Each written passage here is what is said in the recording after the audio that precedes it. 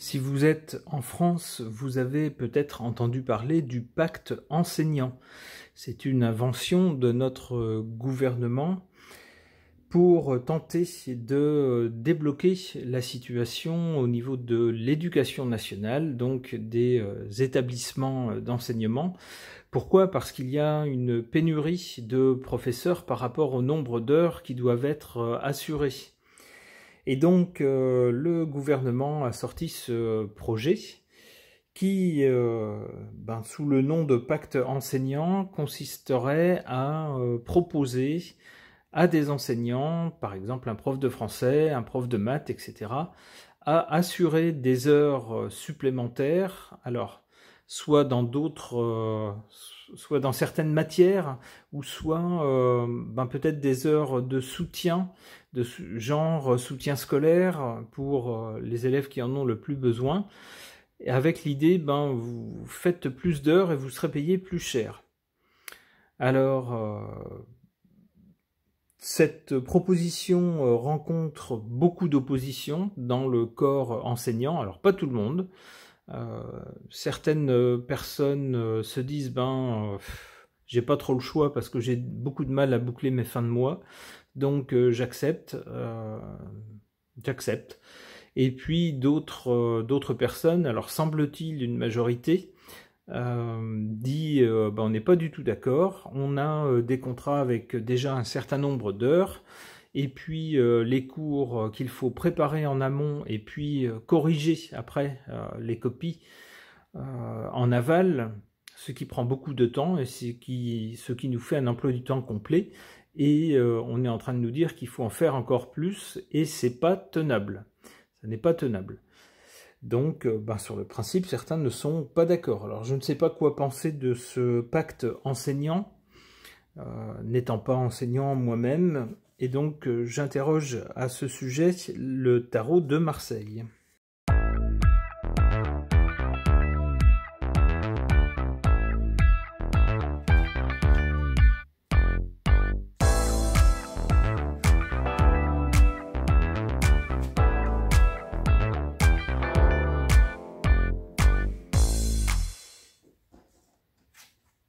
À l'origine de cette proposition du pacte enseignant, on voit ici avec la justice.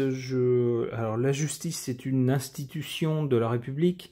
J'y vois donc les institutions, le gouvernement, etc., ayant un souci justement d'avoir des institutions qui fonctionnent, avoir une éducation nationale qui fonctionne, et de ne pas se retrouver avec une moitié des cours pas assurés, une arrivée à la fin de l'année avec un bout des programmes qui n'aurait pas pu être enseigné, etc.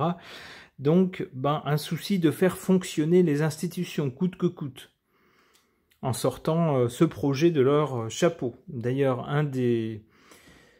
une des critiques qui est faite par les enseignants par rapport à ce projet, c'est qu'il a été ficelé un peu n'importe comment à la dernière minute. Et c'est ce que nous dit le maths ici.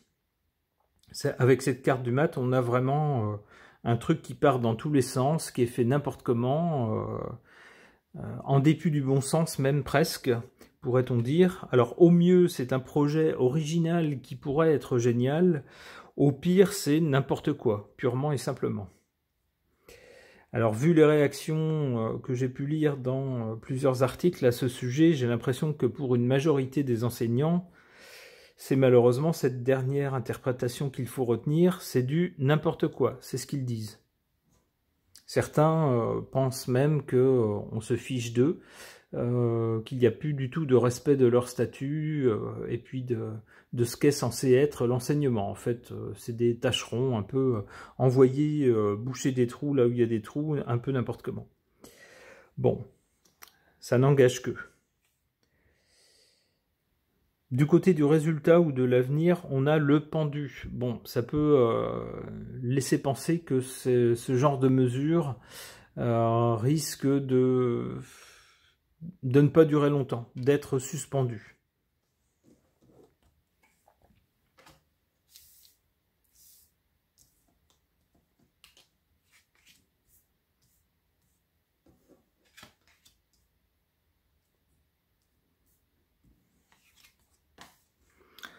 Bon, en défaveur de cette mesure, de ce pacte enseignant, on a, vous voyez qui? Notre empereur, l'homme qui nous éclaire, qui éclaire la nation de sa lumière céleste. Eh bien, on tendrait à nous dire que derrière le ministre de l'Éducation, c'est plutôt cet homme qu'il faut voir. Et c'est d'ailleurs, semble-t-il, lui qui est allé à la rencontre des enseignants. Et c'est lui qui serait a priori visé par le mécontentement du corps enseignant. En carte favorable, on a cette carte de l'amoureux, c'est-à-dire de l'hésitation. Alors ça peut nous dire que finalement, même si ce projet a été mis en avant et puis mis sur la table en disant voilà, c'est ce qu'on va faire, peut-être que dans le gouvernement, il y a pas mal d'hésitations concernant ce projet. On n'est peut-être pas finalement si sûr que ça soit une bonne idée, si sûr que ça de la façon dont il faut le présenter ou le mettre en œuvre. Et puis du côté des enseignants eux-mêmes, on voit que les gens se parlent, discutent. Ils discutent de la pertinence ou de la non-pertinence de ce projet. On nous dit que c'est une bonne chose d'ailleurs. Bon, vous voyez, ce qu'il va advenir, c'est très clair. Ok. Concernant le pacte enseignant proposé par notre gouvernement au corps enseignant pour tenter de trouver une solution au déficit d'effectifs, j'interroge l'oracle des talents révélés.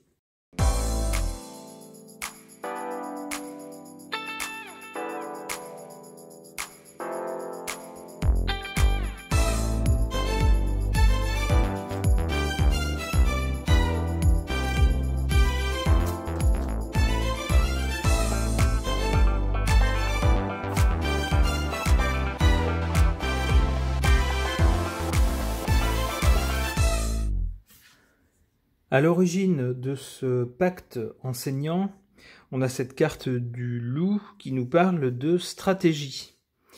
Effectivement, face à un problème, il appartient au gouvernement de trouver des solutions et donc de réfléchir à ce qui peut être fait pour pallier au problème, si ce n'est le résoudre, au moins pallier au problème. Il est donc question de stratégie. Au présent, avec cette carte du blaireau, on nous parle de détermination, de force et de dynamisme.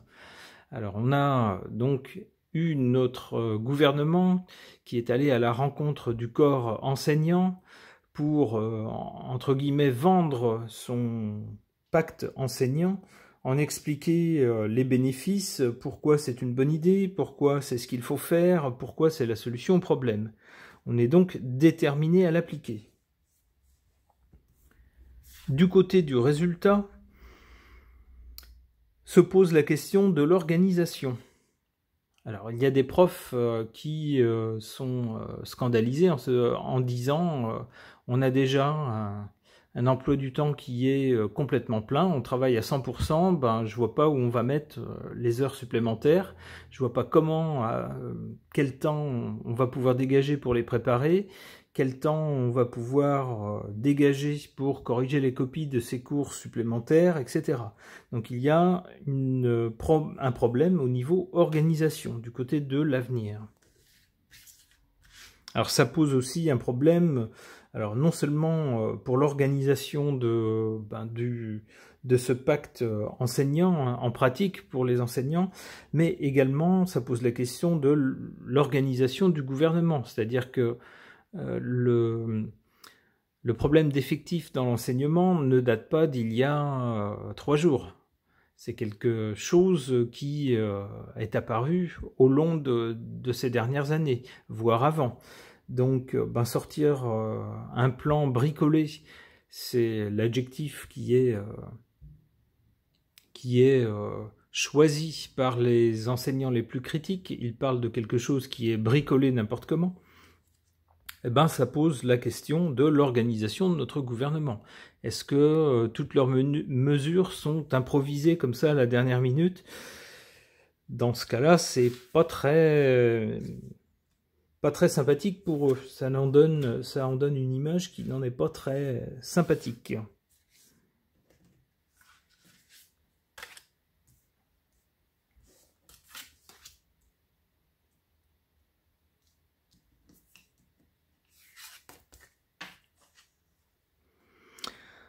En défaveur, on nous parle ici avec l'orang-outan du relationnel.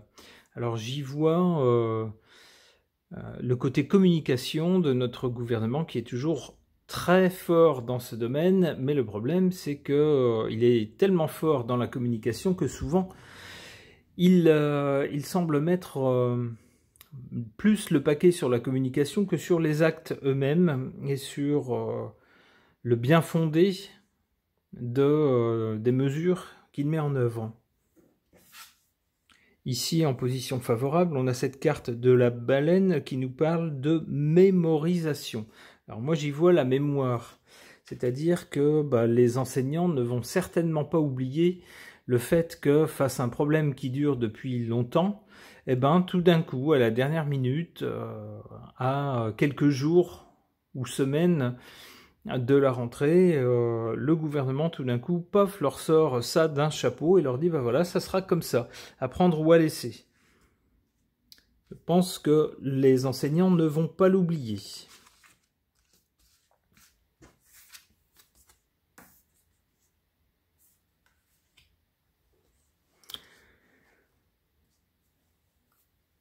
Une fois ce pacte enseignant mis en œuvre, va donc se poser le problème de l'organisation. Comment est-ce que les profs vont pouvoir s'organiser pour pouvoir assurer des cours supplémentaires?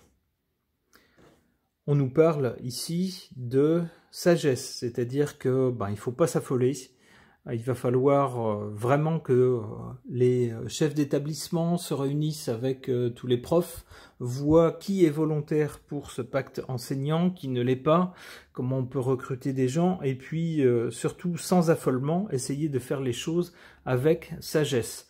Ne pas demander plus, bien sûr, à certains professeurs qu'ils ne peuvent en donner, et puis voir peut-être après comment les trous peuvent être comblés, si ce n'est pas par des professeurs déjà présents dans les établissements, peut-être en faisant appel à d'autres personnes.